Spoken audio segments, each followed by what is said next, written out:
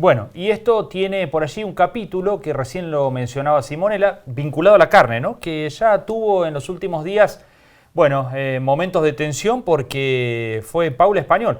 Casualmente la secretaria de Comercio Interior es la que habla de cerrar exportaciones, ¿no? La que se dedica a la cuestión interior del país, es la que hace referencia a cerrar exportaciones de carne. Lo sugirió en aquel momento aquella famosa frase que no nos va a temblar el pulso de cerrar las exportaciones si los precios de la carne siguen subiendo. Bueno, hoy en ese marco de acciones que propuso el gobierno para tratar de paliar un poco la inflación, está el capítulo carnes también, ¿no? Parece que lo de Español fue un poco un anticipo. Bueno, Gabriel de Rademacher es el vicepresidente de CRA y está ya en comunicación con nosotros vía telefónica. Gabriel, ¿cómo va? Buenas noches. ¿Qué tal? Muy buenas noches. ¿Cómo están ustedes? Bien. Muchas gracias por el llamado. No, gracias por atendernos. Bueno, parece que lo que se dijo el fin de semana o a fines de la semana pasada finalmente empieza a concretarse de a poco. ¿Qué saben de las medidas vinculadas a la carne que se anunciaron en la jornada de hoy?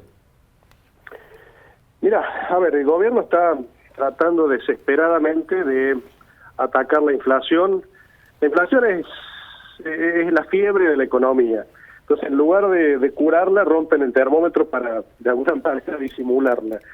Estas medidas que toma el gobierno, siempre espasmódicas, inconsultas, no hacen más que entorpecer todavía más la situación que ya se está viviendo.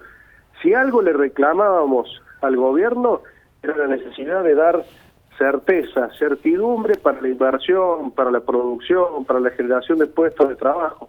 Bueno, esta medida que toma hoy el gobierno de creación de un nuevo registro para exportaciones de carne le da certeza a la producción, certeza de que volvemos a fracasar.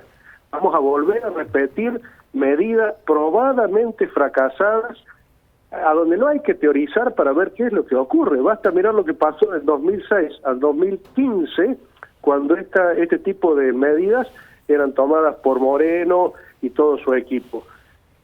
Produjeron un castigo tremendo en la producción ganadera del país, con pérdidas millonarias en número de cabezas de ganado vacuno. Y como consecuencia incrementa el precio de la carne. No podés atacar un problema por sus consecuencias, sino por sus causas. Y las causas están en la génesis de la economía. El precio de la carne es una consecuencia de la inflación, del desbarajuste que hay en toda la economía.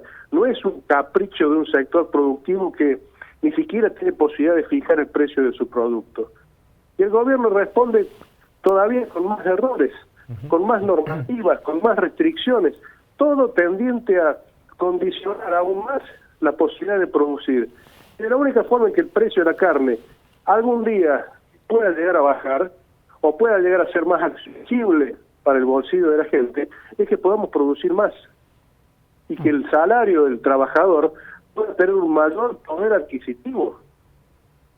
Pero ese escenario es totalmente contrario al que propicia el gobierno, lamentablemente. Gabriel, ¿ustedes creen que van camino a los ROE, a lo que era la ONCA, a ese registro que se permitía a unos sí, a otros no exportar sin demasiadas explicaciones por allí? Y es que este tipo de registro genera eso, justamente. Favorece a los amigos, discrecionalidad total en las autorizaciones. Todo lo contrario a lo que necesita la transparencia de un negocio que por sí es complicado porque requiere tiempo, requiere muchísima inversión, muchísimo tiempo para poder llevarlo adelante. Depende del clima, depende de los mercados, pero en este país lamentablemente también depende del humor de un funcionario público y del cariño que un funcionario público le tenga a determinados sectores para definir la viabilidad o no de un negocio. Es lamentable, volvemos a repetir errores del pasado y es lo que venimos marcando desde CRA desde hace tiempo. Este gobierno se empecina en repetir errores probadamente fracasados. Gabriel, Lamentablemente las consecuencias van a ser dramáticas para la producción y para el bolsillo del consumidor. Gabriel, siempre el país está actuando sobre la urgencia, ¿no? ¿Había otra cosa por hacer en la urgencia para que por lo menos no se sigan produciendo los incrementos o que pueda ser la carne más accesible para las familias? La posibilidad más fácil o menos dolorosa, si se quiere, para un país que está en esta situación, son mesas de diálogo, mesas de concertación, ver cómo podemos hacer para producir más y lograr que parte de lo producido llegue de manera accesible al bolsillo de los consumidores. Pero este tipo de masazos, impuestos de manera por fuerza, en contra de los mercados, lamentablemente traen consecuencias totalmente nocivas para la economía y para el bolsillo del consumidor. Son situaciones ya repetidas, no hay que teorizar, hay que mirar lo que pasó en cada una de las oportunidades que gobiernos populistas en este país y en otros países aplicaron este tipo de medidas restrictivas. Gabriel, muchísimas gracias por estos minutos con Entre Líneas. Muchas gracias a ustedes, un abrazo. Que ande muy bien.